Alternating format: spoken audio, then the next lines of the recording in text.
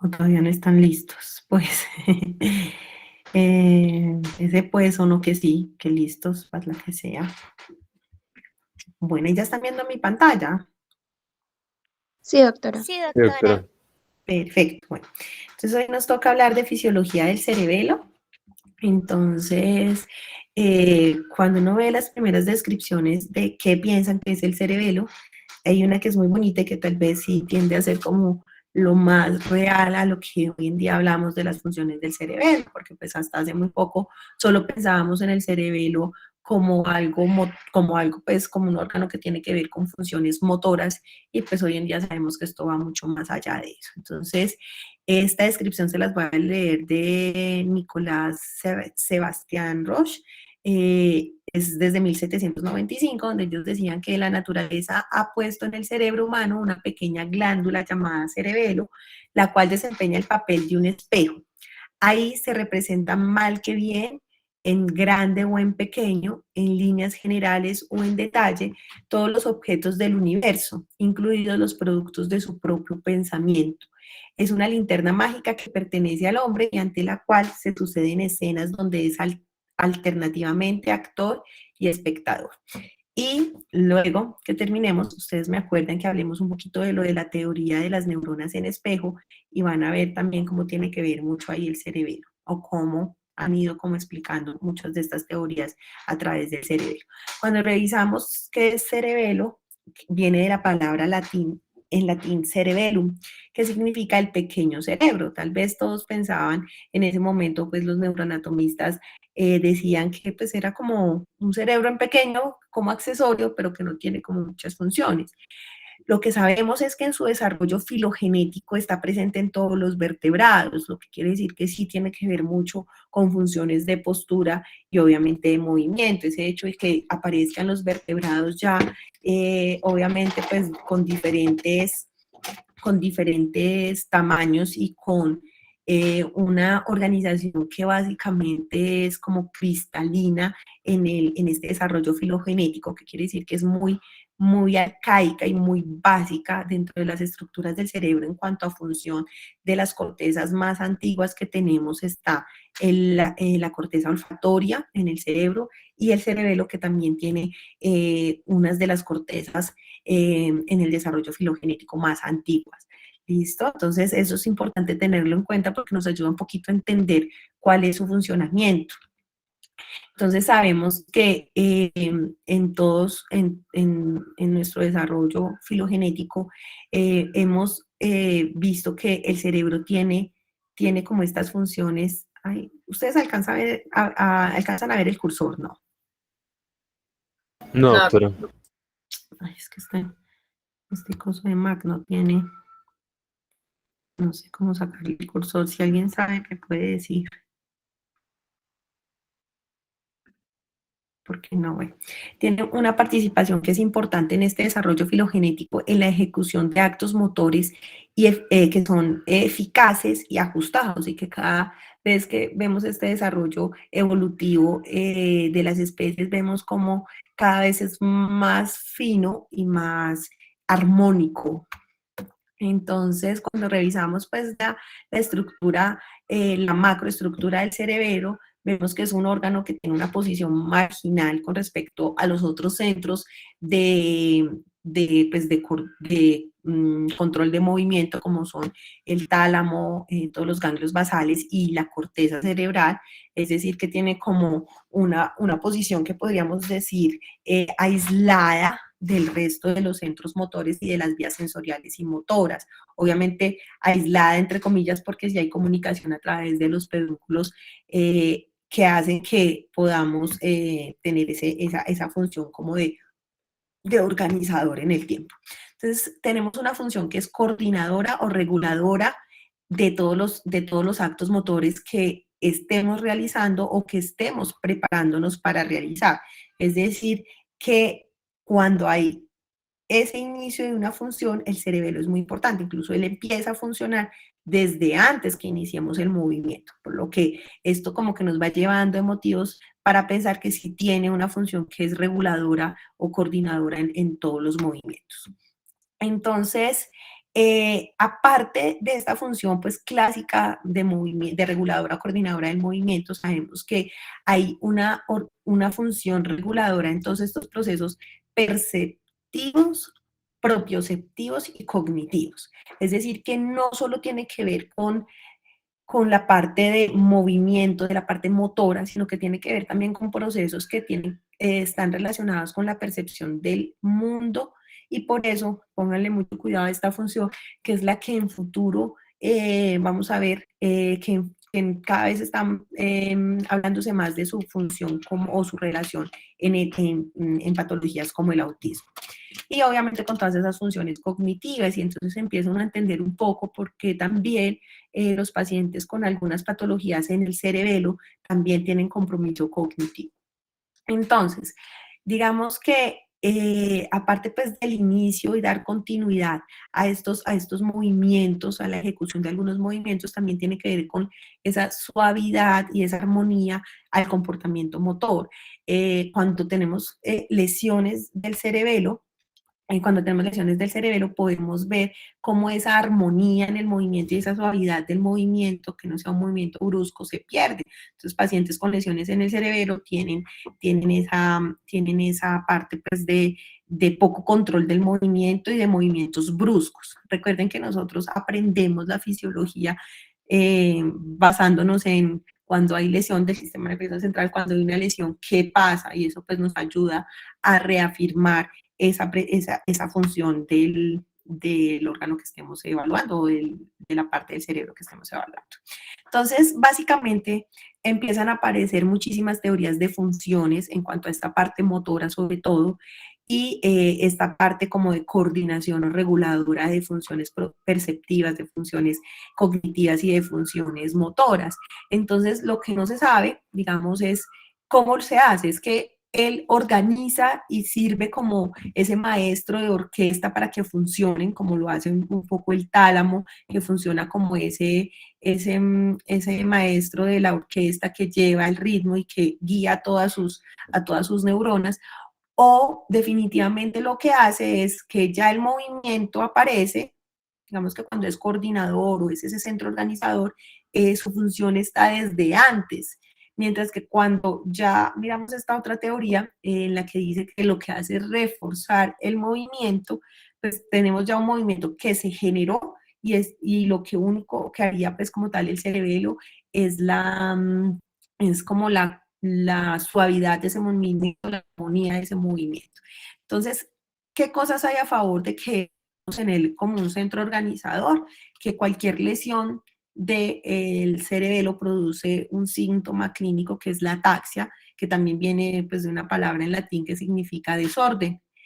Y cuando lo vemos como que solo refuerza el movimiento o lo reajusta, digamos que estas teorías tienen que ver más con que en pacientes con lesiones hay errores como en esa interacción y en esa coordinación de los músculos antagónicos y agonistas, que lleva a que esa secuencia no se lleve de forma adecuada, y eso lleva como que haya una disarmonía.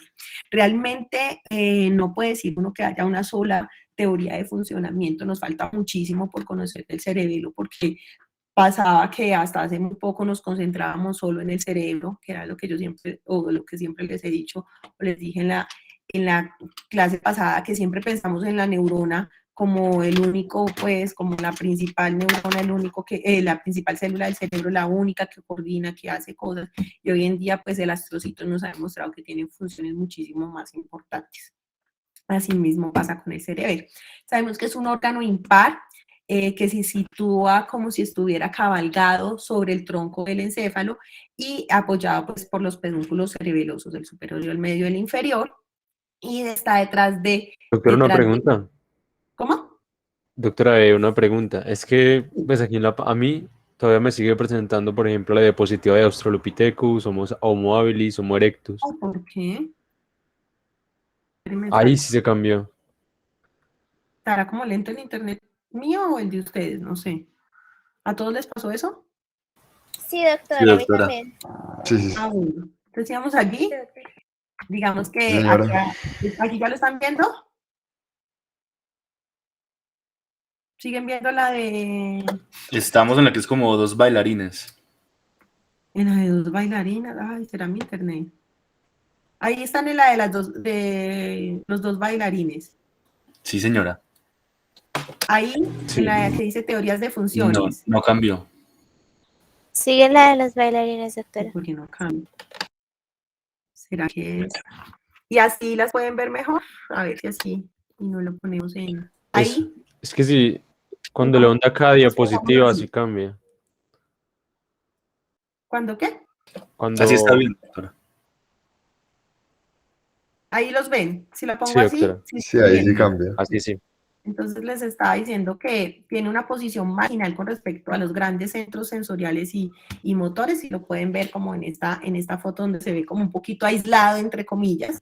Y pues estábamos hablando que tiene una función coordinadora, reguladora de la parte motora, tanto en el inicio, en la ejecución de los movimientos, como en el inicio de esos o en su preparación, en la ejecución y en la planeación. ¿Listo? Pero también tiene procesos, ahí sí están cambiando, ¿sí? Sí, doctora. Tan raro. Bueno, también tiene funciones a nivel de procesos perceptivos y cognitivos para dar también continuidad, suavidad y armonía al comportamiento motor. Entonces, la de las dos teorías básicamente sería como un centro organizador o como como un centro de calidad, donde si el movimiento sale mal, yo lo voy como reforzando, regulando o armonizando. Ahí entonces sabemos que es es un órgano que es impar, que está como cabalgado sobre el tronco encefálico, apoyado de los pedúnculos cerebelosos, y que se encuentra detrás de la protuberancia y del bulbo, que es el techo del cuarto, aquí sí pueden ver el cursor, es el techo del cuarto ventrículo, y pues por delante encontramos la protuberancia o puente y el bulbo.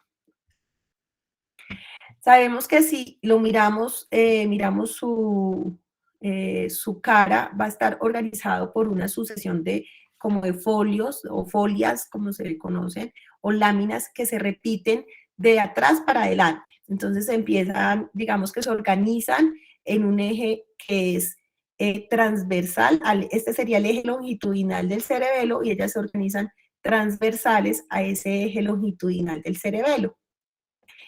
Y del tronco encefálico, porque pues aquí, si aquí atrás está el tronco encefálico, pues estaría longitudinal, esas folias, como se organizan, que son como láminas o como si tuviéramos un libro abierto y aparecieran muchas, muchas hojas de atrás hacia adelante. Esa es básicamente la organización. Esa organización es muy primitiva.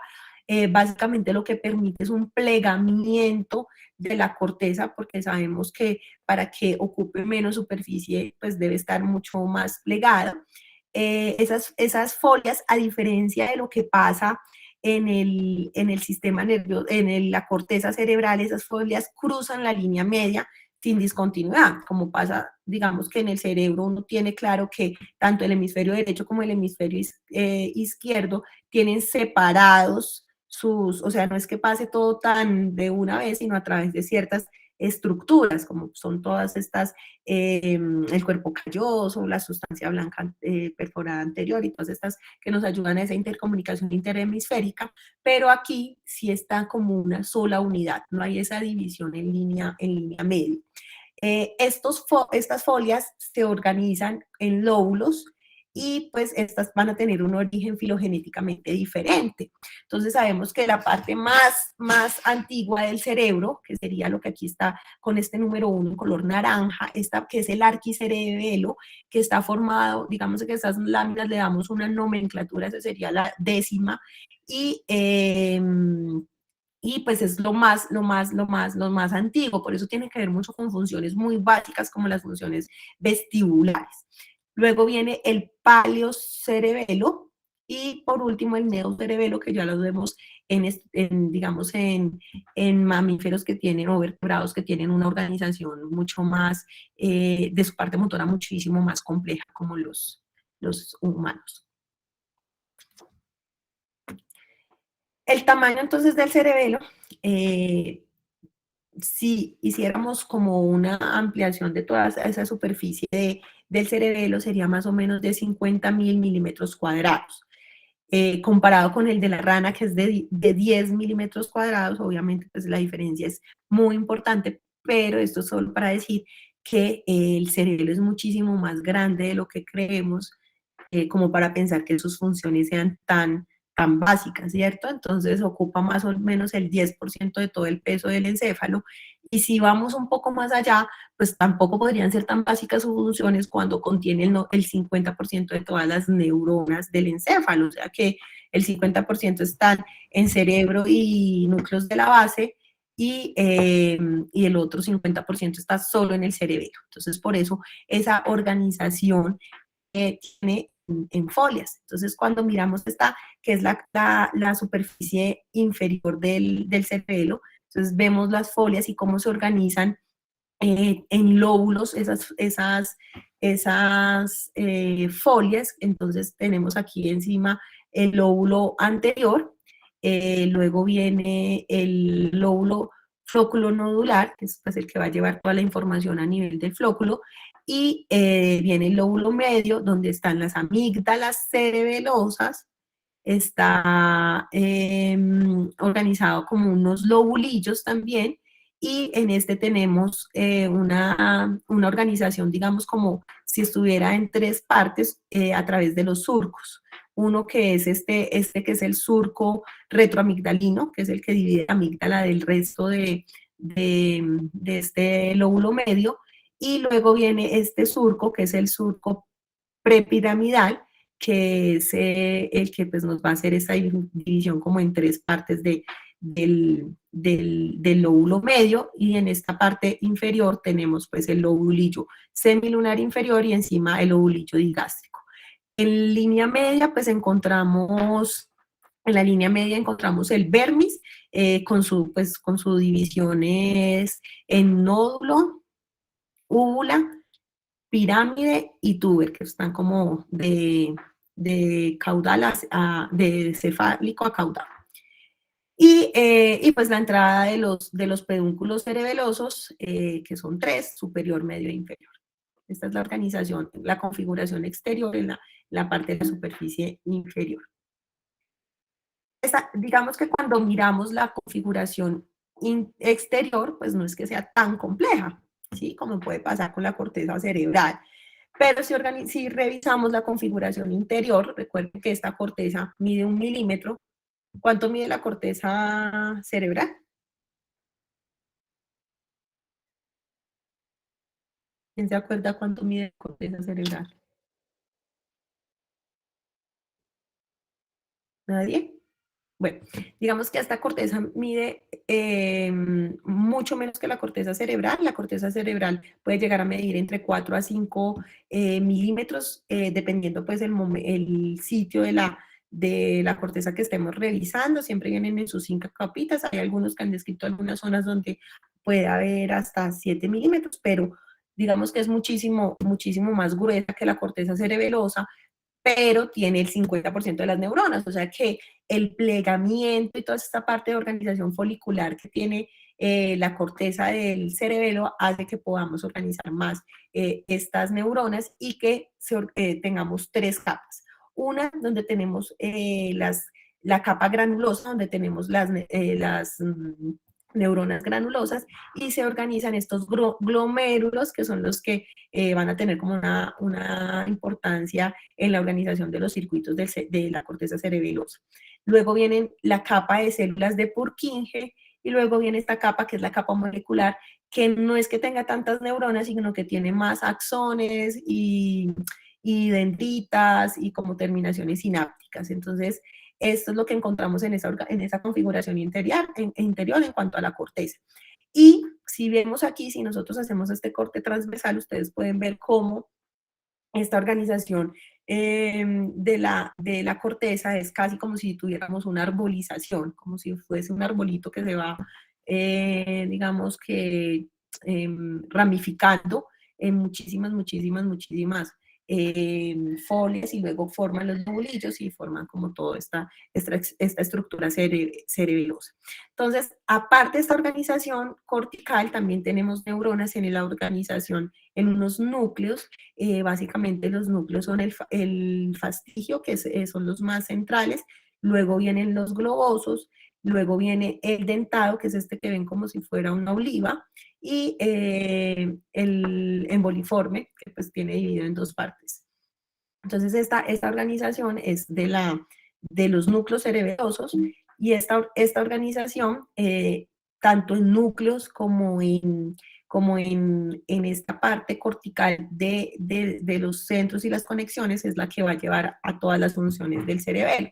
Entonces, cuando revisamos, si uno ve esta organización que estamos describiendo de la parte celular y de cómo esas aferencias y esas eferencias es muy cristalina. ¿Qué quiere decir? Que es muy cristalina, que no cambia a través de este desarrollo filogenético. Entonces, como que el cerebro tiene siempre esta organización en módulos, como lo vemos pues, en la organización de su corteza, y en la parte pues, de sus eferencias y aferencias es donde vamos a encontrar un poco las diferencias, aunque siempre van a tener las eferencias hacia un sitio y hacia otro. Lo que cambia es como el sitio, el destino de esas eferencias y la procedencia de las aferencias. Entonces, eso es lo que hace que sea diferente en cuanto a la organización filogenética que tiene el cerebelo. Entonces, vamos a ver, cuando revisamos qué diferencias hay y que no las tienen otros vertebrados, y es que el cerebelo recibe información procedente de receptores de la piel, de articulaciones, de músculos, de aparato vestibular, que todas tienen que ver con esta organización propioceptiva, con la ejecución y la planeación del movimiento, pero también viene información de los ojos, pues para que coordinemos ese movimiento, sea movimiento mano-ojo, pie-ojo, y podernos mover en el espacio, también con integrando la otra información propioceptiva de los otros sitios. Y la corteza cerebral, esta tiene que ver pues obviamente con los sitios de corteza cerebral motora para ejecutar los movimientos y que están relacionados con los planes de movimiento, es decir, también tiene que ver con esa parte de la activación de la atención y de la percepción a nivel de corteza cerebral. Entonces sí tenemos muchas aferencias, y esto es lo que hace la diferencia de nuestro cerebelo con el cerebelo de otros vertebrados. ¿Cómo son esos circuitos cerebelosos? Entonces, básicamente hay dos tipos de circuitos cerebelosos que podemos como encontrar en esta organización de la corteza cerebelosa. Unos que son los que tienen que ver con aferencias de fibras musgosas y fibras trepadoras, que son las que ven aquí. Las fibras trepadoras las van a ver en estos dibujitos como en rojo, y las fibras musgosas como en morado. Entonces, las aferencias principales que van a recibir estos circuitos cerebelosos van a ser a través de estos dos tipos de fibras, y las eferencias a través de una sola, que serían las de las células de Purkinje, que son estas son las células de Purkinje, las que ven como en azulito claro. Estas son estas son las células estrelladas, estas son las células en canasta o neuronas en canasta, y estas son, bueno, estas también les dicen de Golgi, y estas que ven como verdecita con un punto, estas son las células granulares. Entonces, todos los elementos neuronales de la corteza cerebelosa, es decir, las células en cesto, las células que ven aquí, las células de Purkinje y Golgi, son inhibitores, es decir, que su principal neurotransmisor es GABA, la mayoría son GABAérgicas.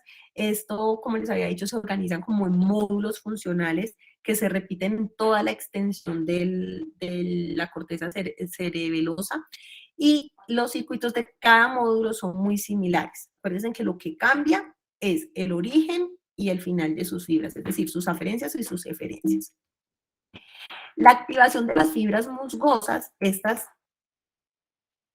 las fibras musgosas, estas moraditas, cuando las activamos, generalmente a lo que nos llevan es que a estas células granulares, estas verdecitas, se las excita, pero como estas son inhibitorias, entonces van a generar una inhibición a nivel de las células estrelladas. ¿Listo? Las de Purkinje también son GABAérgicas porque son inhibitorias y estas generalmente se proyectan hacia los núcleos que vendrían a ser, vendrían a ser inhibidos por estas células. Y también, pues, a través de estas células de Purkinje es que están todas las eferencias para llevar a cabo todos los movimientos, que ya vamos a ver cuáles son las eferencias, hacia qué sitios van esas eferencias. Doctora, Dime. qué pena. ¿Será que puede volver a repetir ese pedacito que me perdí? Mira, aquí digamos que las de Purkinje son GABAérgicas. Habíamos dicho que todas las que están como que son propias de aquí son GABAérgicas. Hay algunas que usan otros inhibitorios, pero pues en términos generales son como GABAérgicas, o sea, usan el GABA como principal neurotransmisor, o sea, que son inhibitorias. Entonces, básicamente, estas fibras musgosas, que son las que, parece que la mayoría de las eferencias del cerebro vienen por estas dos, las aferencias, vienen por la fibra trepadora y las fibras musgosas, ¿listo? Entonces, cuando una fibra musgosa estimula una de estas células granulares, ellas inhiben a las células estrelladas, ¿listo? Y a las células, inhiben las células ganglionares, y estas células, las de Purkinje, a través de estas fibras, que son las fibras paralelas, inhiben a las células, otra vez a las células granulares. Es como si se hiciera un bucle de retroalimentación negativa. Y las células de Purkinje generalmente proyectan hacia la salida de la información por pedúnculos cerebelosos hasta el sitio donde van a llegar, que ahorita los vemos, o también inhiben los núcleos cerebelosos, las neuronas que están en los núcleos cerebelosos. Es decir, que este es un sistema que es inhibitorio en su mayoría, ¿listo? Lo único que genera excitación generalmente son las proyecciones que vienen de fibras musgosas y de fibras trepadoras. ¿Listo?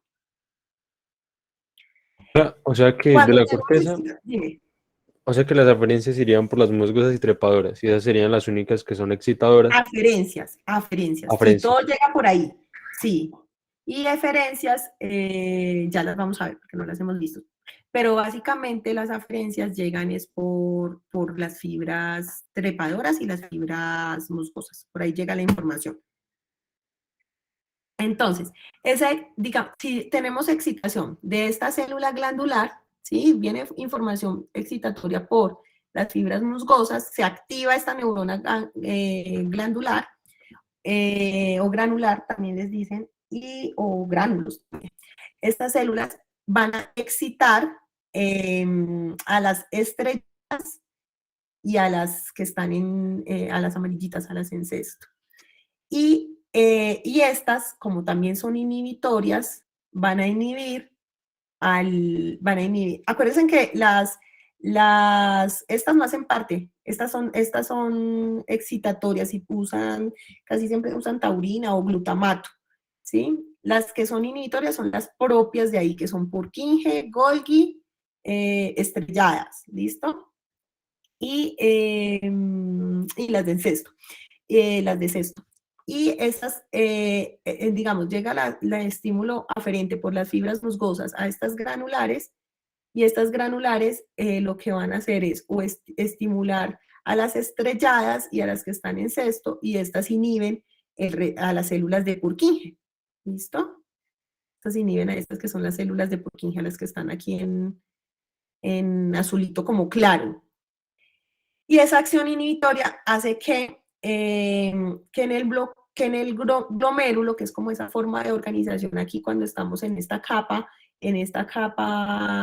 granular, donde están estas neuronitas granulares, en este glomérulo aparezca inhibición de todas las excitaciones que van a llegar ahí, ya sean por Purkinje o por otro. Entonces es un sistema que básicamente es un sistema que es inhibitorio.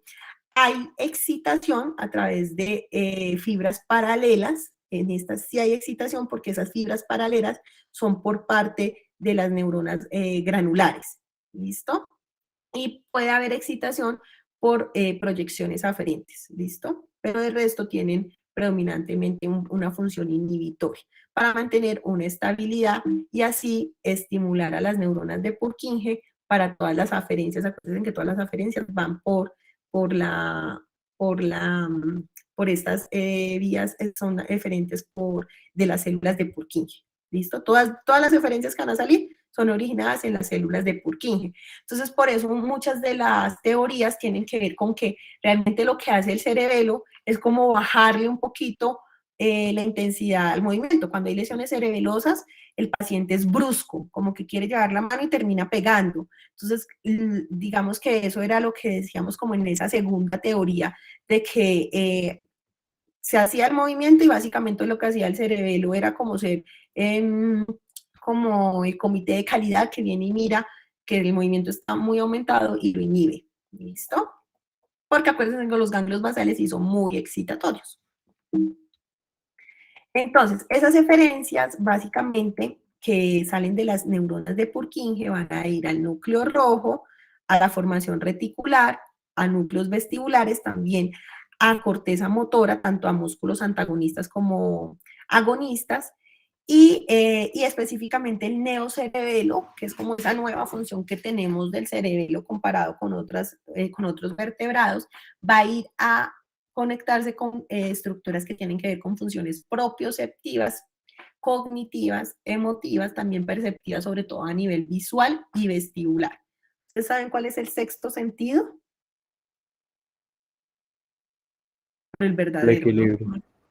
El equilibrio, no vayan a decir que el de las mujeres, el de las mamás. Bueno, entonces, estas tienen que ver, este neocerebelo realmente tiene que ver mucho con el control de esta parte perdón, el arquicerebelo es el que tiene que ver mucho con ese control vestibular, mientras el neocerebelo tiene que ver con todas esas funciones que están relacionadas con funciones propioceptivas, perceptivas. Más que propioceptivas, es integración de las propioceptivas, las perceptivas, las cognitivas y las emotivas. Por eso, pacientes con lesiones cerebelosas tienen también cambios en el comportamiento, lo mismo que ustedes vieron cuando evaluaron ganglios basales, ¿no? Porque generalmente cuando uno habla de afecto, de conducta, generalmente pensamos en corteza cerebral, ¿sí? Porque pues es la más desarrollada, que tiene todo que ver con estas funciones como mentales superiores, pero definitivamente esto ya está oscuro. Definitivamente, pues, los ganglios basales y el cerebelo tiene que ver con este control motor. Incluso por eso, las definiciones de los neurocientíficos modernos tienen que ver más con que la inteligencia es esa internalización del movimiento, y esa es la definición que le da el doctor Ginás a la inteligencia. Cuando ustedes han leído el libro de él, El cerebro y el mito del yo, es bueno, se los recomiendo, sí, en vacaciones, porque ahorita no tienen mucho tiempo, pero lo pueden leer. Entonces, cuando estamos dormidos, las neuronas o las células de Purkinje generalmente no están muy activas, pero una vez nos despertamos, inmediatamente empiezan a ver, se empiezan a registrar potenciales de acción que pueden ir entre 20 a 80 por segundo, pues que tienen que ver con esa parte, con las neuronas de Purkinje, originados en las neuronas de Purkinje. Esta actividad, digamos que se va modulando, pues se pone como ese rango de 20 a 80, porque dependiendo de lo que estemos haciendo, dependiendo de la información que se esté recibiendo a través de esas aferencias, sobre todo de las musgosas, y lo que tiene que ver con la situación central o periférica, es decir, donde tengo el brazo o que estoy pensando en hacer, pues va a irse modulando esta actividad de las células de Purkinje. Entonces, cuando tenemos lesiones totales o parciales del cerebelo, vamos a ver que hay alteración en la coordinación motora, con compromiso de postura y de movimiento, alteración de la ejecución del movimiento. Entonces, vamos a ver esta niña que tiene una patología neurodegenerativa. Ustedes pueden ver que su postura está mal, no logra mantenerse en pie. Incluso ella, para tratar de caminar, pues tiene la ayuda de la mamá, pero cuando da el paso tiende a aumentar su polígono de sustentación, es decir, tiene una ataxia. La ataxia es la definición, dice que es esas alteraciones en la marcha o en la postura que están relacionadas con un aumento de ese polígono de sustentación, dificultad de mantener la postura y una marcha que es desorganizada. Y realmente lo que significa, hace un rato les decía, lo que significa la palabra ataxia es eso, es básicamente esa alteración o ese desorden, realmente, alteración en el orden o desorden. Entonces, cuando revisamos, ustedes ven, Muy bien. Isabela Ahora trata de la punta tocarse del la dedo. nariz o trata de tocar el dedo y miren cómo ella, bueno, ahí sí es que no me entendió la orden, entonces está tocando el dedo con la otra, porque sí hay un compromiso cognitivo. Pero si ustedes ven, el dedo Muy bien. generalmente o va Ahora más atrás, toca la punta de mi dedo. y ella para tratar de mantenerse sentada, lo que hace es poner una mano. Bueno, ella tiene otros síntomas como que tiene ese temblorcito cefálico. ¿Es tu nombre, princesa? ¿Y cuántos años tienes, Isabela? 14. ¿Y cómo se llama tu mamá? Hace esos brinquitos que se llaman mioclonías, ¿Se que te es un tipo de olvidó? convulsión. Lorena. Lorena, muy bien. Uno normalmente no tiene crisis epilépticas por compromiso del cerebelo. Ella es porque tiene otra cosa. Pero quería mostrarles lo que configura un síndrome cerebeloso, en donde más allá pues de que haya alteración de la marcha con una marcha táxica, hay una alteración en la postura, hay una alteración en la coordinación de los movimientos, hay movimientos que son más bruscos y definitivamente también uno puede ver afectada la parte cognitiva, pues aquí no están viendo afectado lo emocional, pero ella sí tiene muchas variaciones porque también tiene compromiso cortical, o sea, tiene cortical central.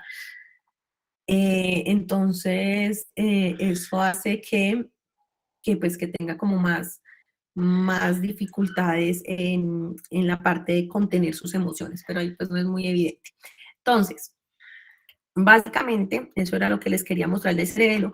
Bueno, lo otro que tiene que ver con estas funciones cognitivas que tienen los pacientes con lesiones cerebrales, y realmente ni siquiera son lesiones, porque tampoco es que lo hayamos estandarizado muy bien, pero muchos estudios nos muestran que tanto la función como la organización del cerebelo de los pacientes con autismo está alterada.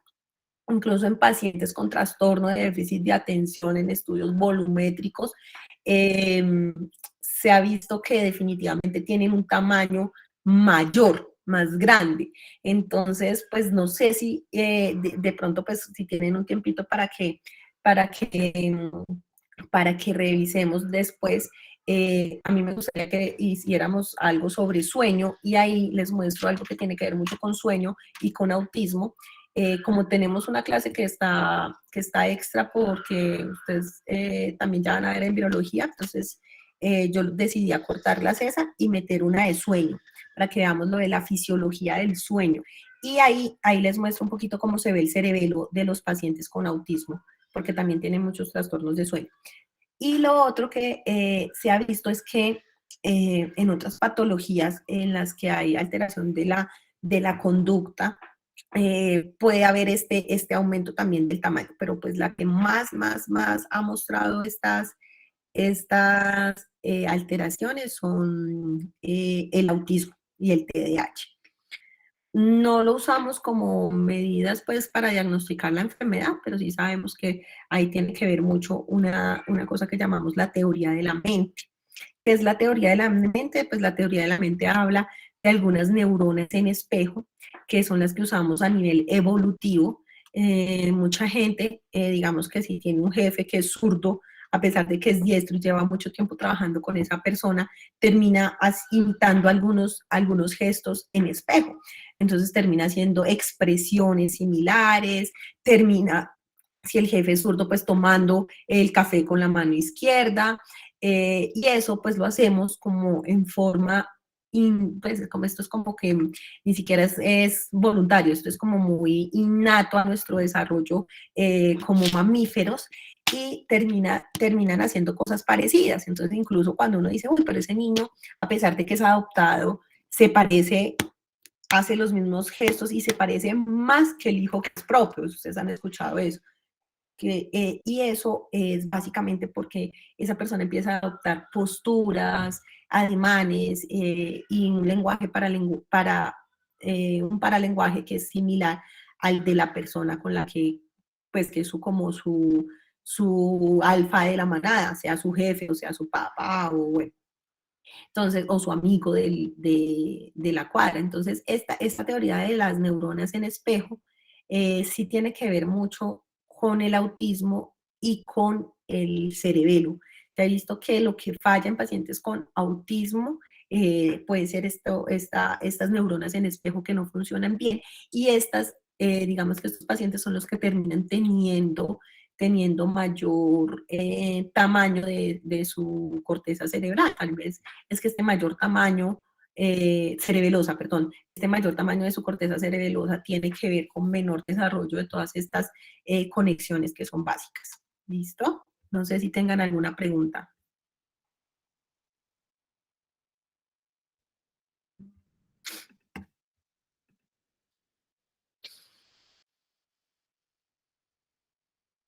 Por mi parte, No. no, doctora.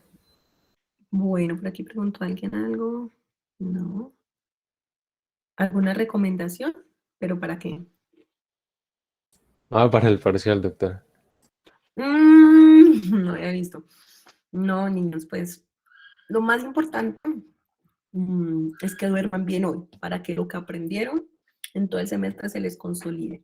Durante el sueño uno consolida información. Y en un día posterior al trasnocho uno está menos atento, está menos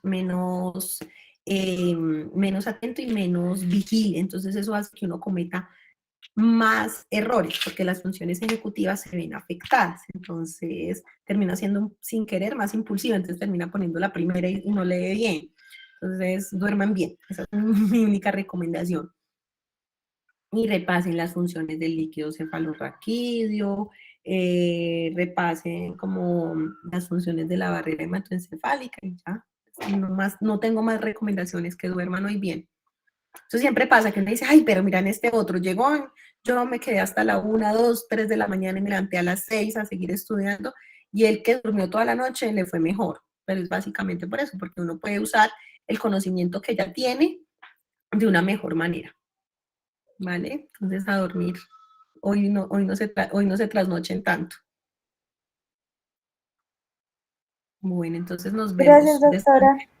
Descansen un rato y ya se ponen a repasar lo que alcancen. Muchas Duerman gracias, bien. doctora. Hasta Chao. luego. Gracias, doctora. Gracias, doctora. Chao.